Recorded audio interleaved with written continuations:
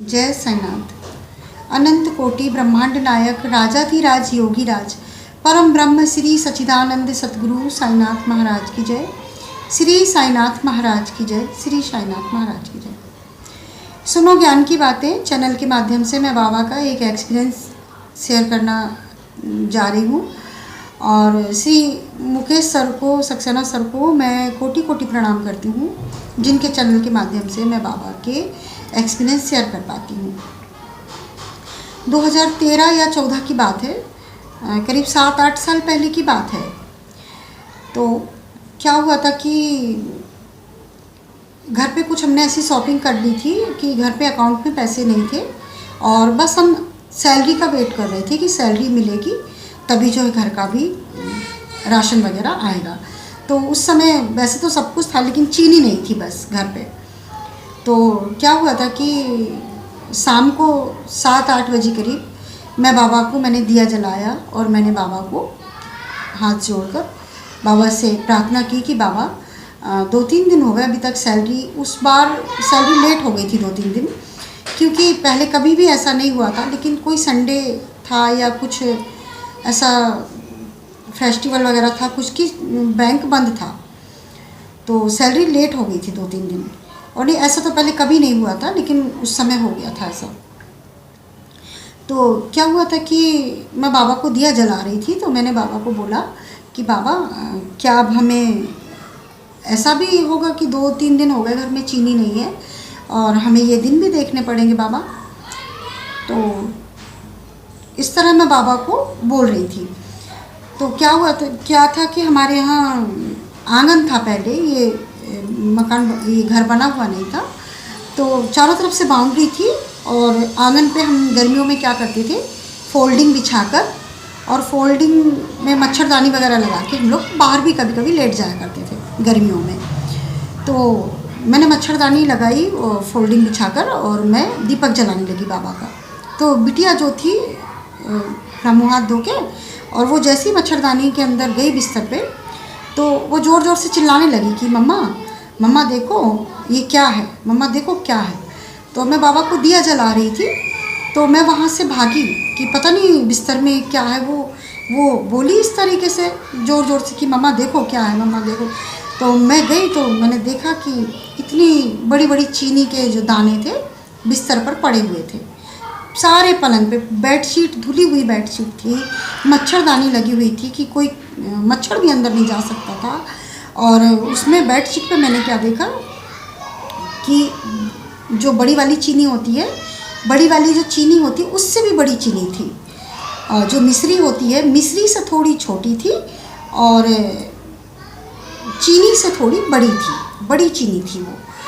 तो मैंने देखा, बाहर की लाइट जलाई मैंने और बाहर देखा मैंने, तो बिस्तर पे वो सारा मैंने इकट्ठा किया तो करीब 1 चम्मच के करीब चीनी थी। तो मैं बाबा के सामने मैं रोने लगी, मैं रो भी रही थी और हंस भी रही थी मैं कि बाबा आप ऐसे हैं। बाबा ने मुझे उस समय बड़ा धैर्य बंधाया कि देखो, मैं चीनी के लिए रो रही थी क्योंकि मैं कह रही थी कि बाबा 2 दिन से चीनी ख़त्म हुई है और मेरा तो चलो ठीक है, पर बच्चे को दूध भी बिना चीनी के मैं दे रही थी। तो सिर्फ इसलिए कि, और फिर दूसरे दिन ये आए तो उन्होंने बोला कि नहीं सैलरी नहीं मिली, और जिस दिन चीनी आई फिर उस दिन दूसरे दिन सुबह जाके ये आ गई थी दूसरे दिन सैलरी। और इस तरह मैंने देखा कि वो चीनी फिर मैंने खाली डिब्बे में वो चीनी डाल दी और मैंने किसी को भी नहीं बताई ये बात। मम्मी को बताई थी फ़ोन करके, तुरंत मैंने घर पे फ़ोन लगाया कि मम्मी देखो हमारे यहाँ ये चमत्कार हुआ है, ऐसे हुआ है। तो मम्मी का भी मैंने रेस्पॉन्स देखा कि मम्मी को भी लग रहा था कि कोई धोखे से इनके, मतलब मम्मी को विश्वास नहीं हो रहा था। तो इसलिए मैंने फिर ये चीज़ मैंने कभी पड़ोस में भी किसी के भी साथ ये चीज़ शेयर नहीं की मैंने। और क्योंकि अब यूट्यूब में ये बाबा के जो भक्तों के एक्सपीरियंस शेयर होते हैं, तो मैं इसके माध्यम से साईं भक्तों को बता पाती हूँ, क्योंकि बाबा के भक्त हैं जो इस चीज़ को जानते हैं और मानते भी हैं कि हाँ, ऐसा बाबा के लिए कोई भी चीज़ असंभव नहीं है। क्योंकि उस समय उन दिनों क्या हुआ था कि घर पे पैसे नहीं थे। बाबा ने चरित्र में भी बाबा ने कहा है कि नाटे घाट, ऊंची पहाड़ की श्रृंखलाएं, पर्वत पहाड़ियों को पार करना भी आसान है, लेकिन ग्रह घाट को पार करना बहुत कठिन होता है। ये चीज़ें बाबा जानता है कि घर गृहस्थी के चक्कर में कितनी सारी चीज़ें होती हैं जो घर गृहस्थ को, परिवार वालों को, अपने परिवार को चलाने के लिए, बच्चों को पालने के लिए, और कितनी सारी परेशानी होती है, बाबा जानता है। तो ये मेरा अनुभव था। और एक अनुभव और है मेरा, बाहर बच्चे बहुत शोर करते हैं। एक अनुभव और था मेरा कि मेरा ये अनुभव था कि एक बार क्या हुआ था कि मैं आटा नहीं लेकर आ पाई थी चक्की से। मैं ध्यान से मेरे निकल गया था। मैं सुबह मैंने देखा था तो मैंने सोचा शाम को ले आऊँगी। शाम को मैंने कहा अभी तो है, हो जाएगा, तो मैं शाम को ले आऊँगी। तो शाम को मैं आटा चक्की पर गई नहीं। जब मैं खाना बनाने किचन में गई 7 या 8 बजे शाम को, तो मैंने देखा कि आटा, जब मैंने डिब्बे से आटा निकाला तो उसमें थोड़ा सा आटा था। जब मुझे ध्यान आया कि मैं आटा लेने चक्की पे आज जा नहीं पाई क्योंकि शाम हो गई थी, तो फिर मैंने कहा मैं सुबह ही लाऊंगी, अब नहीं, मैं जो है इसी को बनाऊंगी। तो मैंने जब वो आटा गूंदा मैंने, तो उसमें सिर्फ 5 रोटियां बनी। उस आटे में सिर्फ 5 रोटियां बनी, तो मतलब 5 गोलियां बनी।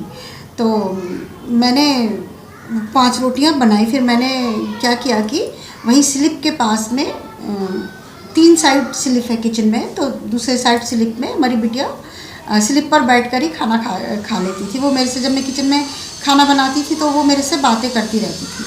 तो वो वहाँ बैठकर मैंने उसको प्लेट में खाना दिया। तो मैंने उसकी प्लेट में 2 रोटी रख दी क्योंकि वो खाती नहीं इतना, लेकिन मैंने उसको रख दी। मैंने कहा कि इसको जितना भी खाना होगा, और 2 रोटियाँ मैंने कहा कि मैं हस्बैंड को रख दूँगी। अब 1 रोटी मेरे पास बचती थी। तो बिटिया कुछ अपनी स्कूल की कुछ बातें इधर उधर की कर रही थी, वो कि मम्मा ये, मम्मा वो। तो मैं उसकी बातों को सुन रही थी ध्यान से, और मेरे दिमाग में यही चल रहा था कि आज वो शाम को आएंगे तो ज़रूर मुझे कुछ ना कुछ बोलेंगे कि आप बस घर का ध्यान नहीं रखती हो, आपको यही पता नहीं है कि आटा ख़त्म हो रहा, आप इतना भी नहीं देख पाती हो। तो वो कुछ आके मुझे डांटेंगे ज़रूर। तो ये मेरे दिमाग में चल रहा था। तो मैंने बाबा को, मैं बिटिया की भी बात सुनती जा रही थी, मैं बेटा को भी हाँ बोल रही थी कि हाँ बेटा हाँ, और लेकिन मेरे मन में वो चल रहा था कि आज बस इतनी रोटियां हैं। अगर वे आ गए रात में, वैसे वो नाइट में कभी कभी नहीं भी आते थे, तो मुझे लगा कि अगर वे आ गए आज नाइट में तो उनके लिए खाना, या फिर उनके लिए बस 2 रोटी रखूँगी मैं। तो मैं ऐसे सोच रही थी। तो मैं, बिटिया कुछ कह रही थी तो मैं बिटिया की तरफ देखने लगी, मैं उसकी बातें सुनने लगी। और जब मैंने सोचा कि मैं सोच रही थी ये जल्दी खाना फिनिश करे और इसी की प्लेट में मैं भी रोटी लेकर के मैं भी खाऊं। तो जैसे ही मैं पीछे पलटी तो जो परात थी जिसमें आटा मैंने गूंदा हुआ था, तो जो रोटी बनाने के बाद जो सूखा आटा बचता है, तो वो आटा मैंने क्या किया कि वो आटा मैंने सोचा कि इसको मैं डिब्बे में डाल दूँ, वापस जो आटे का डिब्बा था उसको मैं डाल दूँ। तो मैं जैसे ही पलटी तो मैंने उसमें क्या देखा कि आटे की एक लोई जो है वो रखी हुई है। तो मैं एकदम, मैं बता नहीं सकती कि मेरे को उस समय कैसा फील हुआ। और एक मिनट को तो मेरे रोंगटे खड़े हो गए और मैं एकदम डर गई कि ये कैसे, ये मुझे ऐसा लगा जैसे किचन में बाबा है, हमारे साथ में किचन में बाबा है, हमारी बातें सुन रहा है, हमें देख रहा है कि हम क्या खा रहे हैं, क्या कर रहे हैं। तो मैं एकदम ऐसे हो गई। और मैं, क्योंकि इतना भी आटा नहीं था कि मैं रोटी को कभी गिन के नहीं बनाती हूँ, क्योंकि कभी कभी ज़्यादा आटा भी गुन जाता है, फ्रिज में रख देती हूँ मैं उठाकर। और क्योंकि बहुत हमारे यहाँ सुबह शाम गाय आती रहती है, गली में सामने घूमती रहती हैं, तो मैं गाय को रोटी दे देती हूँ। कभी फ्रिज में रखा हुआ आटा भी उठा के गाय को दे देती हूँ। तो मैं कभी ऐसे गिन के रोटियाँ तो बनाती नहीं हूँ। और उस दिन तो वो काउंटेबल थी, गिनी हुई रोटियाँ थी। और मेरे दिमाग में भी वही चल रहा था कि आज बस 5 रोटियां हैं, 2 बिटिया को दे दी थी, तो बिटिया 2 नहीं खाती, थोड़ा बहुत टुकड़ा बिटिया 1 रोटी आधी रोटी छोड़ भी देती थाली में। तो मैं उसका वेट कर रही थी कि ये जल्दी से खाए और मैं इसकी प्लेट में मैं भी लेके खाना खाऊं। तो वो धीरे धीरे खाना खा रही थी और बातें करती जा रही थी। तो जब मैंने पीछे पलट के देखा तो मेरी बिटिया भी, उस समय मैंने बिटिया को भी देखा कि वो एकदम सन्न रह गई, जैसे बिल्कुल मैं बता नहीं सकती कि हमें कैसे अनुभव हुआ। और मैं रो पड़ी थी और मैंने कहा बाबा आप हमें प्रूफ मत कीजिए कि आप हैं बाबा, हम जानते हैं बाबा आप हैं, आप हम क्या सोच रहे हैं, क्या कर रहे हैं, क्या खा रहे हैं, आप हर एक चीज़ आप देख रहे हैं बाबा। तो ये मेरा अनुभव था और आगे भी मैं और भी अनुभव शेयर करूँगी बाबा के। और बस बाबा जल्दी शिरडी दर्शन दें बाबा। और जय साईनाथ।